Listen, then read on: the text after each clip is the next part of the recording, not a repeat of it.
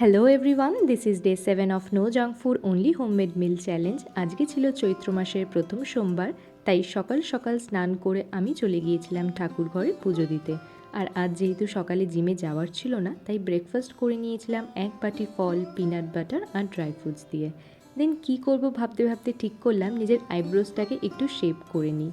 আমার পার্লার গিয়ে থ্রেডিং করাতে একদমই ভাল লাগে না, আর বলতে পারো এই সেলফ কেয়ার বা মি টাইমটা আমি খুবই এনজয় করি। কজ সেলফ কেয়ার করার পর ফেসে যে গ্লোটা আসে সেটা জাস্ট দারুণ লাগে আমার। আজকের লাঞ্চের মেনুতে ছিল উচ্ছে আলু ভাজা, সয়াবিন আর স্যালাড। দেন বিকেলবেলায় জিমে যাওয়ার আগে আমি নিজের জন্য বানিয়েছিলাম একটা ওট মিল, যেটা আমি একটু পুড়িয়ে ফেলেছিলাম।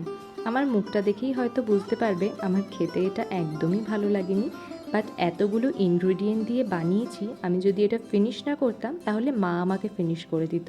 সেই ভয়ে ভয়ে আমি পুরোটা খেয়ে নিয়েছিলাম।